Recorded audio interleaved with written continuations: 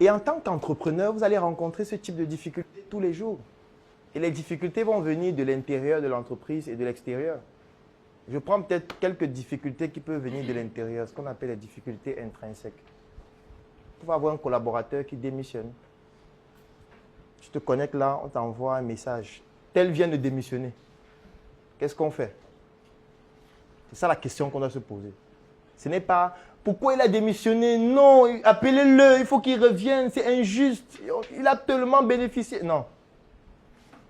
Ça, c'est tard. Il fallait penser à ça avant. Qu'est-ce qu'on fait? Et qu'est-ce qu'on doit désormais faire? Oui. Parce que ça peut être quelqu'un qui avait un rôle central dans l'entreprise. Et du coup, son départ peut-être vous empêche de produire, vous empêche de distribuer, vous empêche d'avoir accès au financement ou alors vous empêche toute autre chose sur lesquelles il travaillait. Donc du coup, vous vous dites, il ne faudrait plus ultérieurement que ce soit une seule personne, par exemple. Il faudrait que désormais, il y ait plusieurs personnes impliquées dans ce qu'il faisait. Il faudrait désormais qu'on puisse réajuster, par exemple, l'organigramme de l'entreprise de telle façon et de telle façon. C'est ça le stoïcisme. Ça veut dire qu'il y a plusieurs dimensions à prendre en compte. Il y a la sagesse, il y a la tempérance, et que ton tempérament doit rester stable à tout moment. Oui, tu veux. Mais si c'est quelqu'un qui a un secret industriel, Oui. et qui démissionne, Oui. comment faut gérer? Un peu comme, si je ne me trompe pas, je pense qu'il y a 2 personnes dans le monde qui ont la forme de Coca-Cola. Si une personne meurt. C'est faux, cette histoire est fausse. C'est faux, ça n'a aucun sens. Sois un peu logique. Une entreprise comme Coca-Cola, valorisée à des milliards de dollars, et il n'y a que 2 personnes qui connaissent la formule. Vous savez que si les 2 meurent dans un crash d'avion, l'entreprise s'arrête, c'est ça? Parce que c'est ce que ça veut dire. Ça veut dire que si les 2 meurent, on ne peut plus fabriquer. Puisque ce sont juste les 2 qui connaissent. Non, ce sont des fables de montagne. Il n'y a aucune entreprise qui base son développement sur 2 personnes qui peuvent à tout moment commencer à faire le chantage. Commencer à dire que non, vous ne me payez pas bien. Désormais, pour que je donne la formule, il faut me donner 2 millions de dollars. Ça ne peut pas. Pardon? Bien sûr.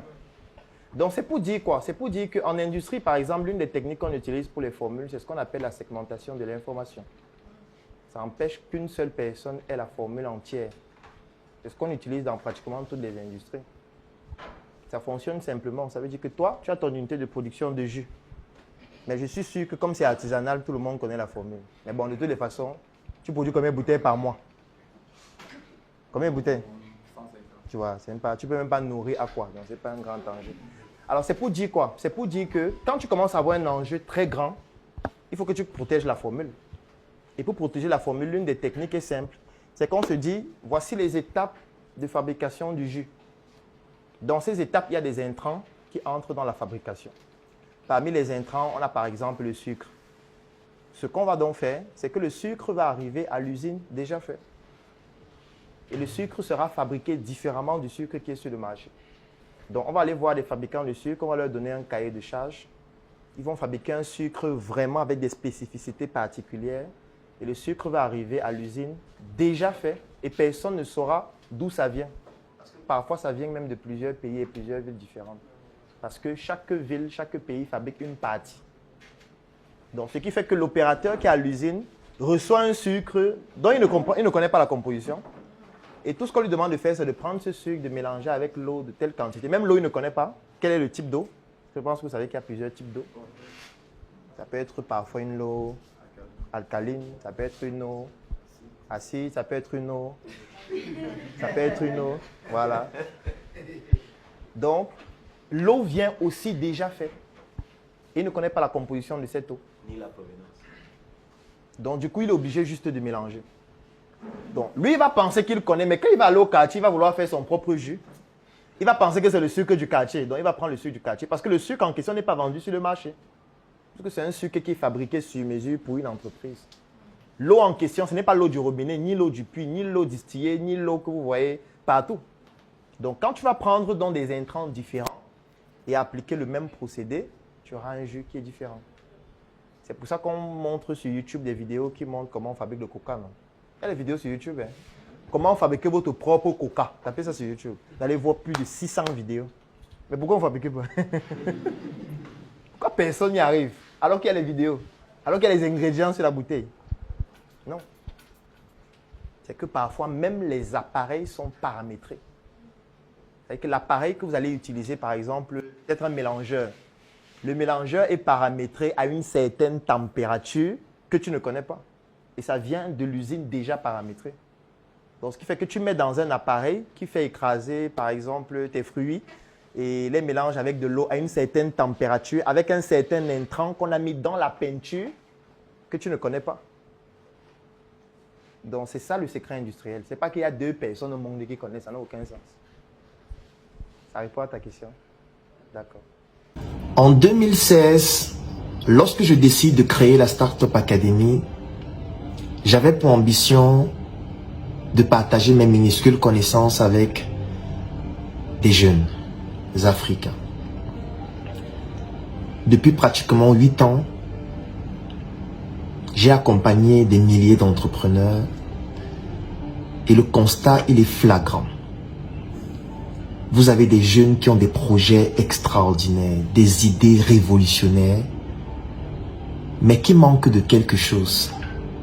L'art de savoir vendre, l'art de savoir présenter son projet de manière persuasive afin de pouvoir convaincre des investisseurs ou alors toute autre personne qui pourrait s'y intéresser au point de pouvoir vous accompagner à réaliser votre projet. C'est pour pouvoir accompagner ces jeunes que j'ai décidé de leur offrir 1 mois de formation. Pendant 4 semaines, au siège de la Startup Academy à Yaoundé et au siège de la Startup Academy à Douala, en présence physique, je vais vous accompagner à développer votre capacité de mieux vendre vos projets, de rendre vos projets intéressants. Même lorsqu'il s'agit des chips de plantain que nous avons transformés en Joka, qui aujourd'hui est la meilleure marque de chips au monde. Pendant 4 semaines, vous allez venir dans nos locaux et je vais vous partager mon savoir-faire. Nous allons faire des exercices pratiques pour vous montrer étape après étape comment est-ce que vous aussi vous pourriez vous démarquer et transformer ce que vous avez dans votre tête en une innovation exceptionnelle grâce à votre créativité que vous allez être capable de pouvoir développer. Cette formation va se dérouler aussi en ligne parce que je sais qu'il y a des personnes qui n'ont pas la possibilité de venir dans nos locaux en présence physique pour pouvoir nous suivre. Donc en ligne, vous pourriez aussi y participer. Et étant donné que la qualité est de mise, j'ai décidé que cette formation sera dédiée uniquement à 100 personnes. 40 personnes au siège de la Startup Academy à Yaoundé, 40 personnes au siège de la Startup Academy à Douala et 20 personnes en ligne.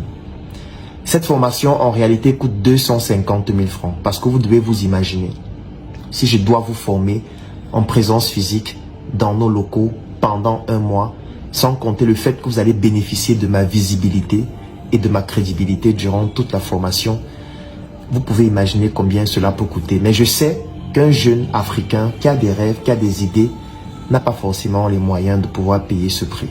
C'est pour ça que la Startup Academy a décidé de subventionner votre formation pour que vous puissiez payer uniquement 10 000 francs CFA ou 25 € pour ceux qui sont à l'extérieur du Cameroun. Donc, si vous avez 10 000 francs CFA ou 25 € pour ceux qui vont suivre en ligne, vous allez participer à cette formation en présence physique au siège de la Startup Academy à Yaoundé, au siège de la Startup Academy à Douala et en ligne, et ceci pendant 4 semaines. Sauf que pour pouvoir bénéficier de cette offre exclusive, je vais mettre un lien dans la description de cette vidéo. Vous cliquez sur ce lien, vous vous enregistrez et vous devez effectuer le paiement au plus tard ce samedi.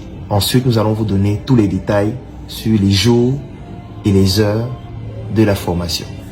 Si vous souhaitez réellement devenir un leader, cliquez sur ce lien, inscrivez-vous et participer à un mois de programme extraordinaire pour transformer vos projets en des prouesses exceptionnelles.